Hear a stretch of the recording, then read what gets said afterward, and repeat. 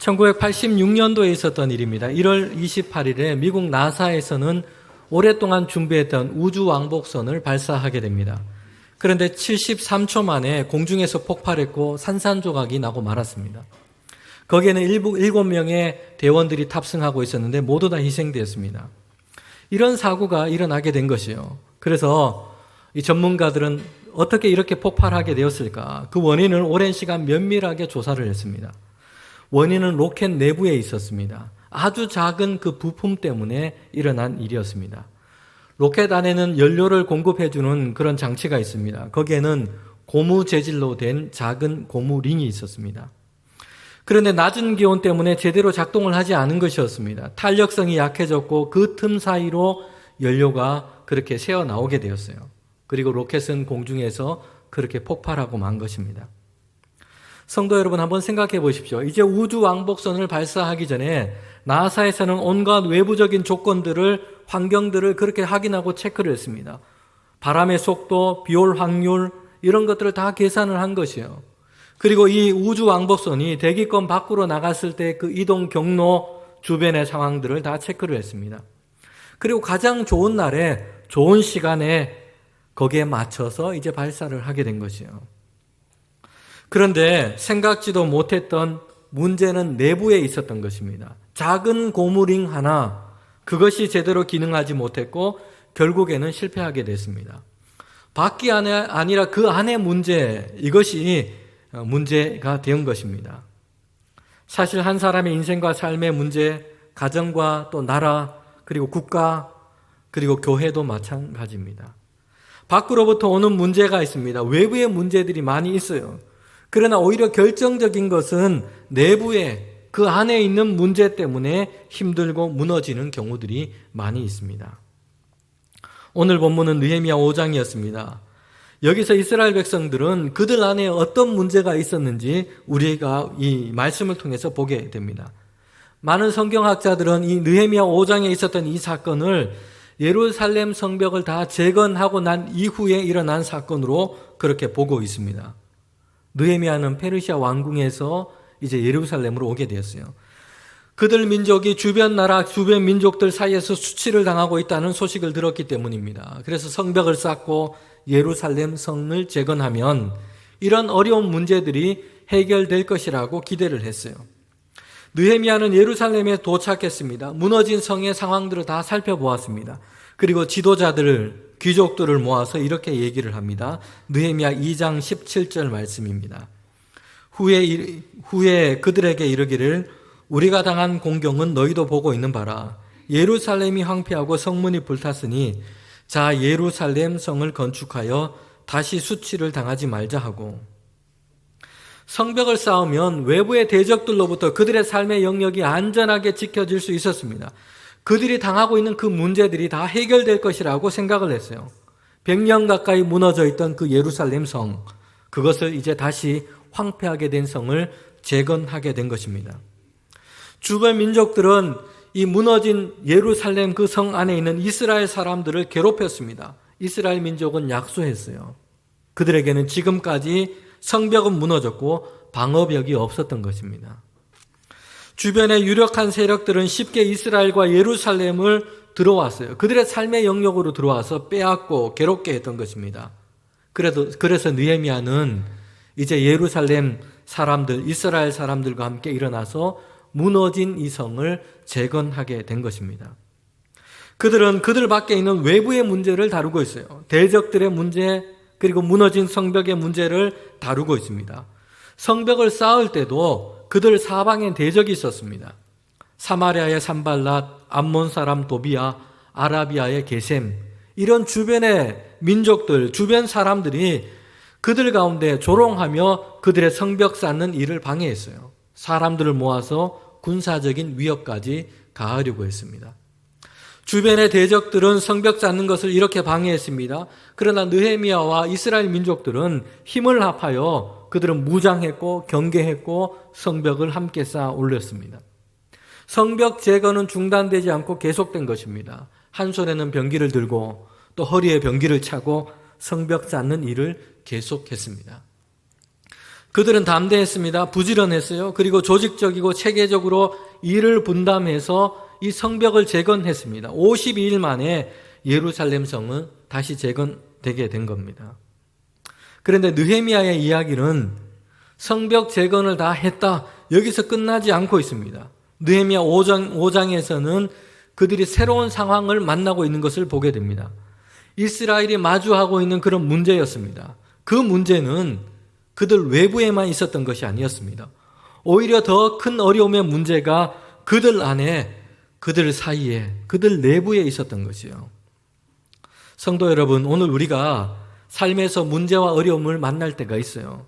그럴 때 우리는 외부, 주변 상황을 살피는 데만 집중할 때가 있습니다. 그런 경향들이 있어요. 문제의 원인도, 이유도, 그리고 해결책도 외부와 주변, 다른 사람들에게서 찾으려고 한다는 것이에요. 그런데 의외로 더 큰 원인과 이유가 우리 내부에, 우리 안에 있는 경우가 많다는 것이에요. 여러분, 이스라엘 백성들은 고단한 삶을 살아가고 있습니다. 공경에 처해 있어요. 외부로부터는 성벽이 무너졌고 주변 사람들, 주변 민족들이 그들을 괴롭게 하는 일이 반복했습니다. 그래서 문제의 원인도, 문제의 해결도 외부에서 그들은 찾고 있었어요.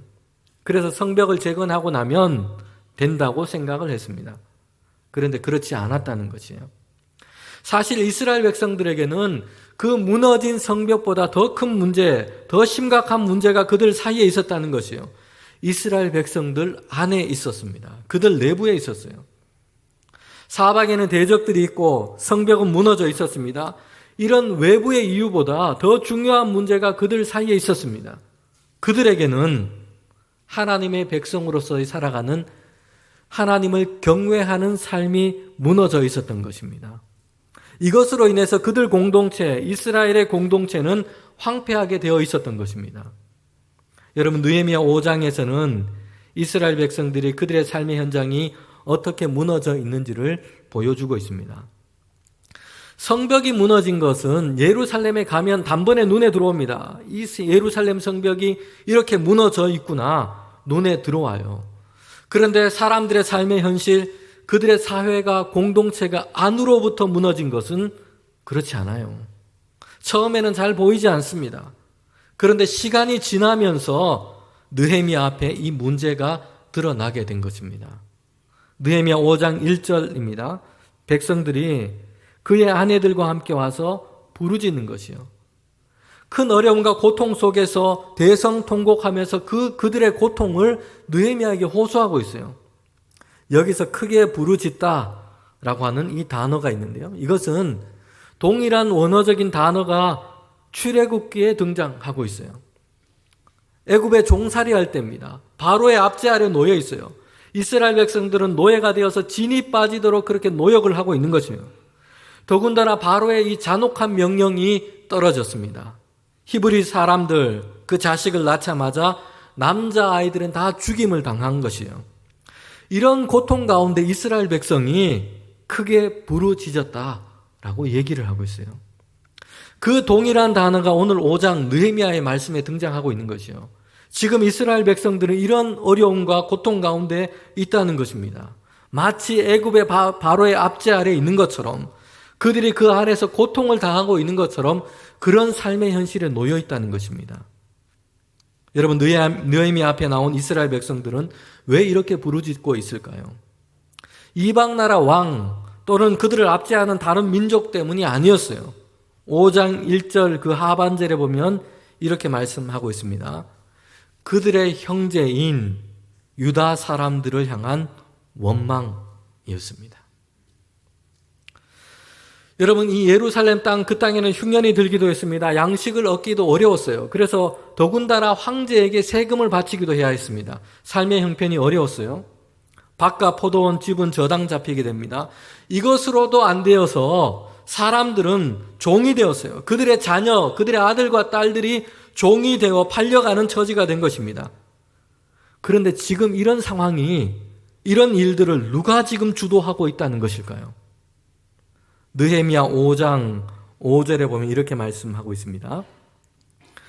우리 육체도 우리의 형제와 육체와 같고 우리 자녀도 그들의 자녀와 같거늘 이제 우리 자녀를 종으로 파는도다.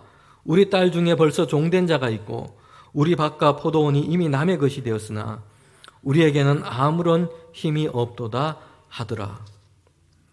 여러분, 이스라엘이 자기 민족, 자기 동족들, 그들 가운데 이런 일이 일어나고 있다는 것이요.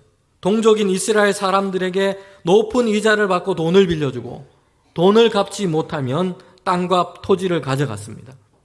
이것도 모자라서 그 사람들, 그들의 자녀들을 종으로 삼아버린 것이에요.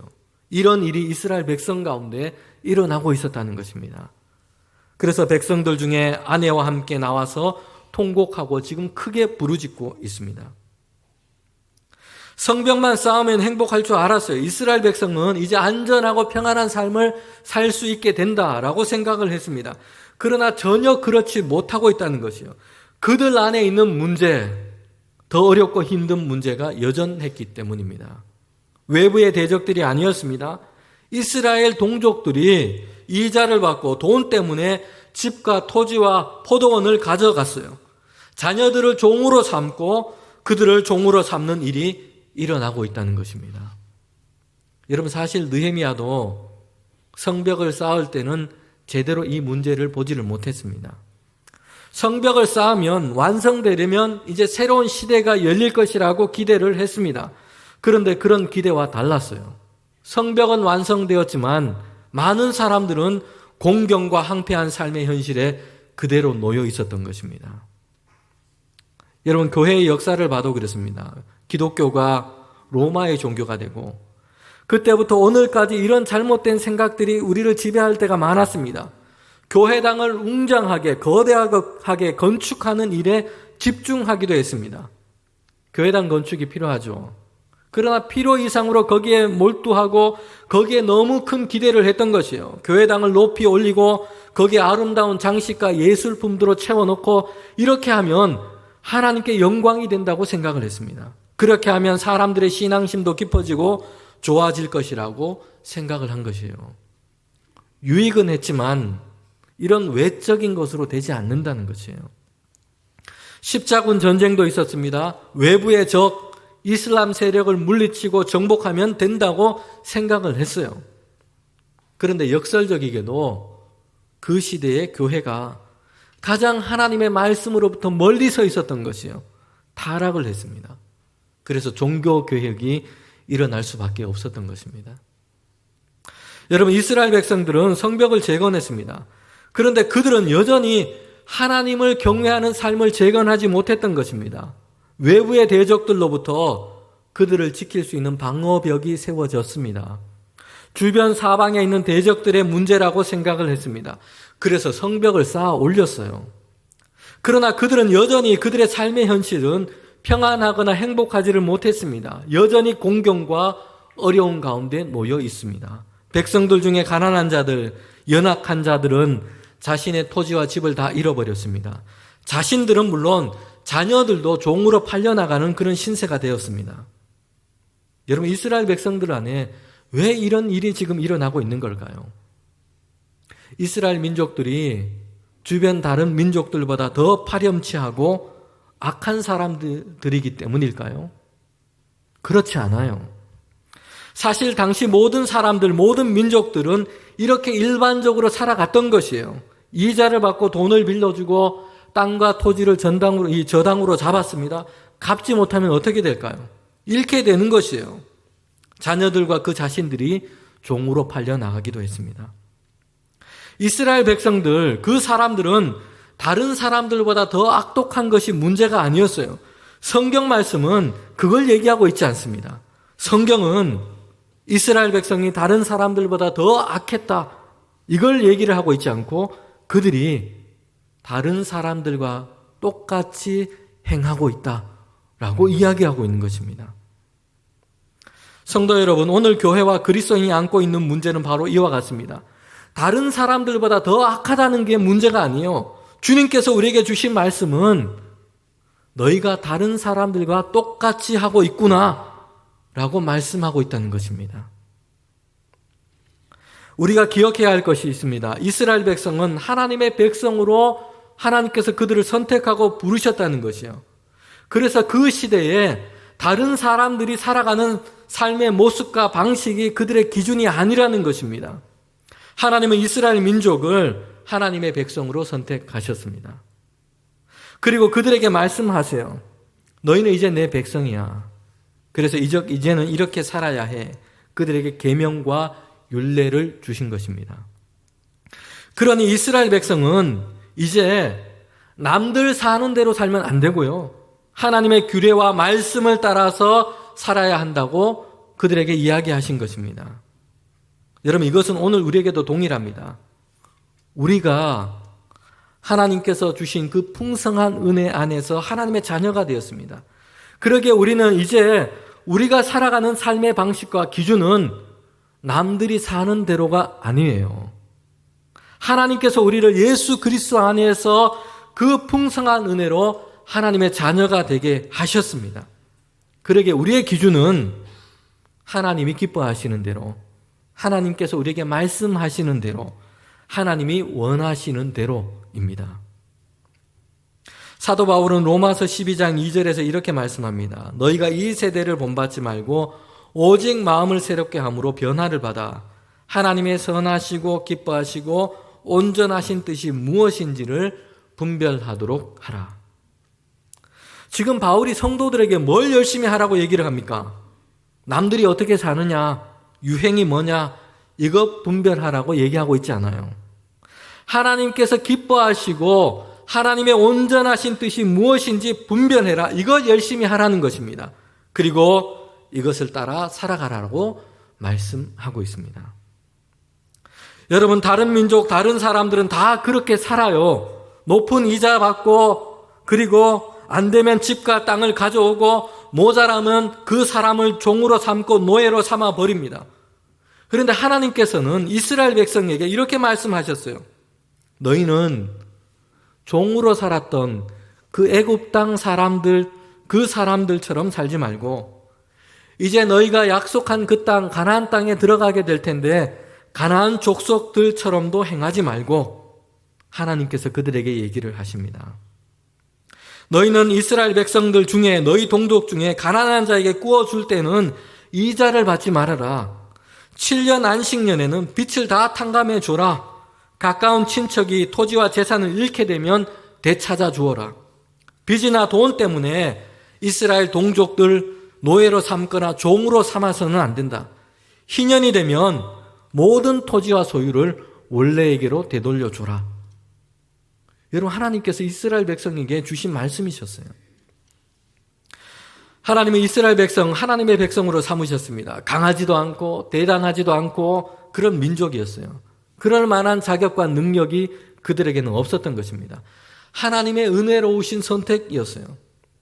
그렇게 하나님께서는 그들을 백성으로 삼으시고 이제 그들에게 복을 얻는 길을 가르쳐 주셨습니다. 그들이 함께 하나님의 평강 안에 살아가는 그 길을 말씀해 주셨어요. 이 계명, 이 규례를 지켜라. 여러분, 그런데 어떻게 했습니까? 하나님의 백성된 이스라엘 백성들은 명령과 그 규례를 지키지 않은 것입니다. 하나님의 말씀대로 살지 않고 남들 사는 대로, 가나안 족속이 사는 대로, 애굽 사람들이 사는 대로 그렇게 살아버린 것이에요.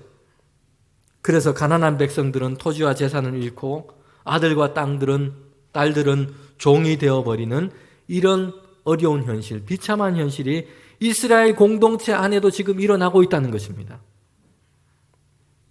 여러분, 하나님께서 이스라엘 백성에게 주신 많은 규례와 명령이 있습니다. 그런데 이것을 이스라엘 백성들이 이 언약을 잘 지키고 있는가 확인하는 시험지와도 같은 그런 존재, 그런 사람들이 이스라엘 공동체 안에 있어요. 출애굽기와 레위기에 보면 하나님께서는 이 사람들을 거듭해서 관심을 두시고 계속해서 강조해서 그들을 향해서 말씀하고 있다는 것입니다. 고아, 과부, 객과 나그네들입니다.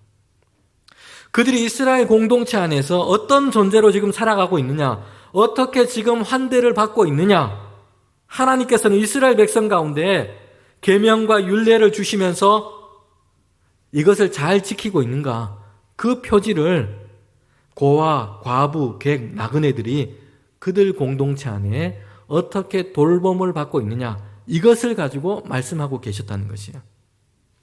가난하고 연약한 자들을 돌보는 그 보살핌, 하나님께서는 이것을 이스라엘 백성들이 하나님께서 주신 그 규례와 율례를 잘 지키고 있는가, 순종하고 있는가 시험하는 리트머스 종이처럼 그들 가운데 그렇게 말씀하신 것입니다.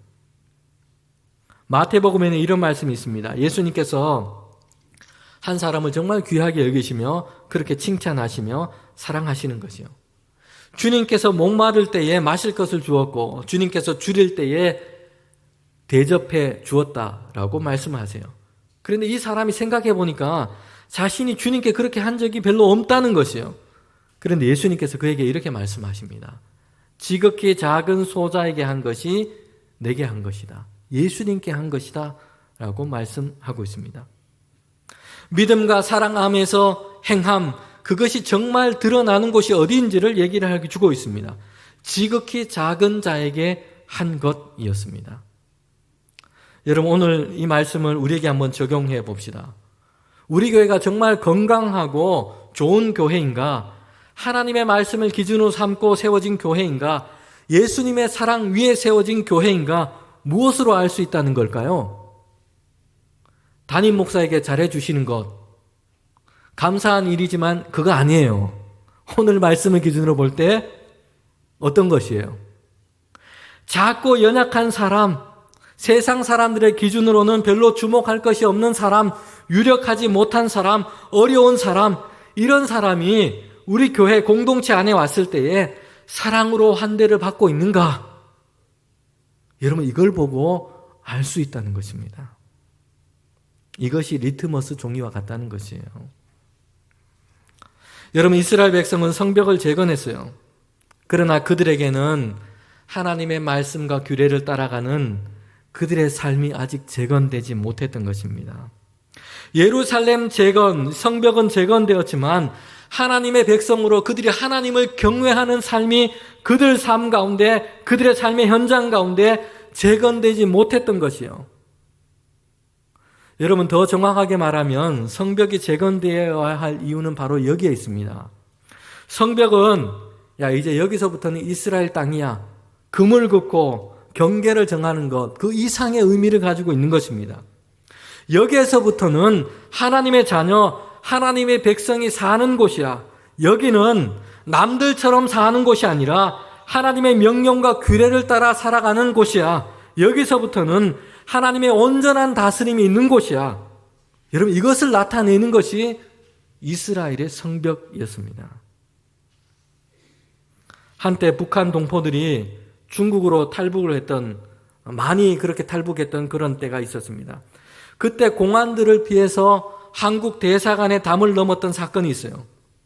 담을 넘어 들어가면 그때는 공안들도 중국의 법으로도 어떻게 하지를 못합니다. 거기에서부터는 망명 신청을 할 수 있는 것이에요. 중국 땅에 있지만 그 대사관, 그 담 안에는 한국의 통치 영역이기 때문입니다. 성도 여러분, 이와 같습니다. 예루살렘 성벽을 쌓도록 하신 이유가 바로 여기에 있습니다. 여기에는 이스라엘은 하나님의 백성, 내 백성이고 하나님의 계명과 율례가 지켜지는 곳, 여기는 하나님이 다스리는 곳이야 선언하고 있는 것입니다. 우리는 가정에 이제 문 앞에 교회 문패를 달기도 하죠. 사업장에도 교패를 붙입니다. 뭘 의미하는 걸까요? 대봉교회 교인의 집, 이걸 의미하겠죠. 그러나 우리는 그것을 보며 더 중요한 의미를 믿음으로 고백해야 합니다.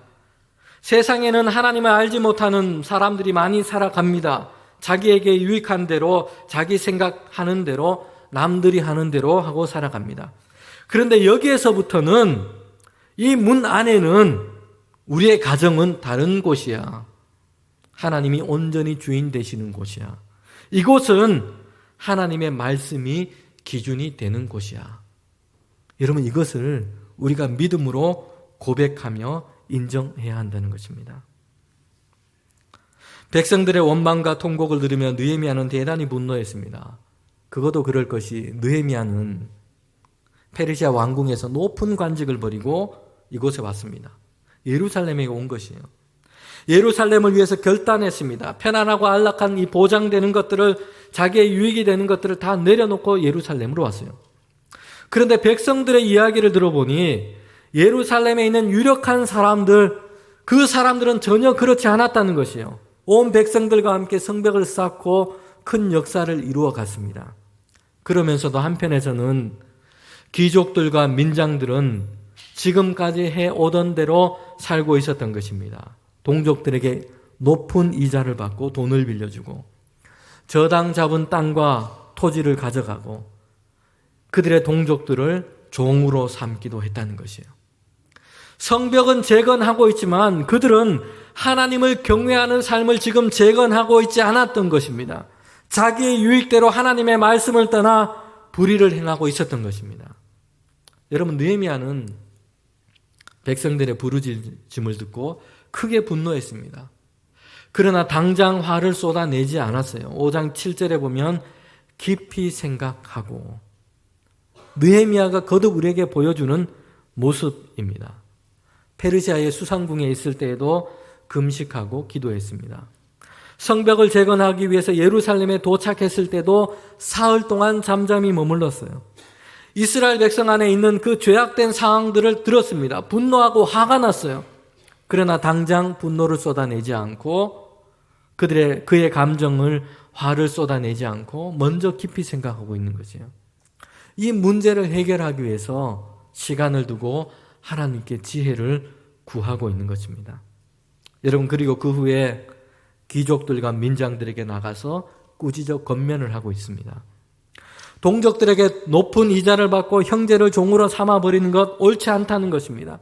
그러나 느헤미야가 그들에게 본질적으로 이야기를 하고 있는 것이 있습니다.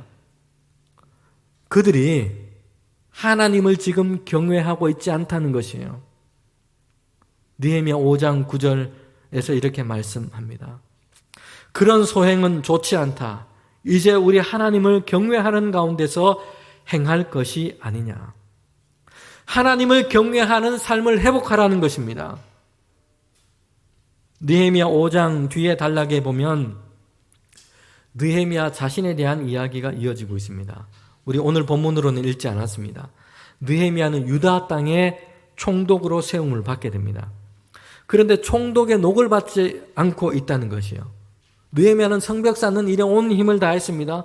백성들을 열심을 다해서 그렇게 돌보았어요. 그런데 녹을 받고 있지 않다는 것입니다. 왕이 주는 그런 녹이 아니라, 여러분 이 말씀을 보면 우리가 알 수 있는 것이 있어요. 그 당시 그 지역, 그 주변 지역을 다스렸던 총독들은 왕이 주는 녹 외에 다른 것을 받고 있었던 것이에요. 백성들에게 양식과 포도주와 상납금을 받은 것입니다. 백성들을 압제하고 힘들게 했던 것이에요. 느헤미야는 이렇게 행하지 않은 것입니다. 남들이 하는 것처럼 행하지 않았던 것이요. 다른 총독들이 행했던 것처럼 하지 않았던 것입니다. 느헤미야는 그 이유를 밝히고 있습니다. 5장 15절 하반절입니다. 나는 하나님을 경외함으로 이같이 행하지 아니하고. 느헤미야는 하나님을 경외하는 삶을 살기를 원했던 것입니다. 백성들 사이에서. 성도 여러분, 우리가 느헤미야를 읽으면서, 이 느헤미야서를 읽으면서 그가 얼마나 이스라엘 백성 가운데 참 좋은 지도자였다라는 생각이 듭니다. 그는 정말 좋은 리더였습니다. 오랜 세월 동안 항폐했던 이 예루살렘 성을 재건했습니다. 이스라엘 백성이 안고 있었던 그 어려움들을 다 안고 그 문제들을 다 돌보았습니다. 그런데 느헤미야의 이런 리더십이 과연 어디에서 나오는 걸까요? 탁월한 언변, 영도력 이런 것이 아니었습니다. 느헤미야는 백성들 사이에서, 이스라엘 사람들 사이에서 하나님을 온전하게 경외하는, 하나님을 경외하는 삶을 살기를 원했던 것입니다. 하나님을 경외하는 삶을 살아갔던 사람이에요. 여러분, 느헤미야의 리더십은 하나님을 경외하는 삶, 하나님을 경외하는 자로 이 세상 가운데 서 있기를 원하는 로드십에서 나오는 것이었습니다. 주님을 섬기는, 하나님의 주 되심을 그의 삶의 현장에서 고백하는 그런 로드십, 하나님을 경외하는 삶에서 나온 것입니다. 성도 여러분, 오늘 우리는 이 땅에 세워진 교회가 그리고 그리스도인이 세상 가운데 정말 영향력을 주며 그런 리더십이 회복되기를 원합니다. 여러분, 그런 리더십은 어디에서 나오는 걸까요? 좋은 교회당을 지어 올리는 것, 교인들의 수가 정말 많아지는 것, 정말 다 중요한 일이에요. 그러나 더 본질적인 것이 있다는 것입니다. 오늘 말씀을 통해서 우리는 보게 됩니다. 리더십은 로드십에서 나오는 것이에요. 세상 가운데서 하나님을 경외하는 삶을 살아갈 때에 거기에서부터 정말 교회와 그리스도인이 이 세상 가운데 하나님이 주시는 선한 영향력을 끼치며 살아갈 수 있는 것입니다. 여러분, 하나님께서 교회와 우리를 하나님의 자녀로 이 세상 가운데 세우신 이유가 바로 여기에 있습니다. 하나님을 온전하게 경외하는 삶을 살아가는 것입니다. 여러분, 그것은 교회 안에서만 나타나는 것이 아니라 더 중요한 것은 연약한 사람들과의 관계 안에서, 힘없는 자들과의 관계 안에서, 가난한 자들과의 관계 안에서, 세상 가운데서 소외된 자들과의 관계 안에서 하나님을 경외하는 삶의 그 모습은 나타나게 된다는 것입니다. 성도 여러분, 오늘 우리 이 말씀을 기억하면서 한 주 동안 우리가 살아가는 삶의 현장에서 하나님을 경외하는 삶을 살아가고 하나님을 경외하는 삶이 저와 여러분의 삶의 현장에 재건되기를 원합니다. 주님께서 우리를 인도해 주시기를 원합니다.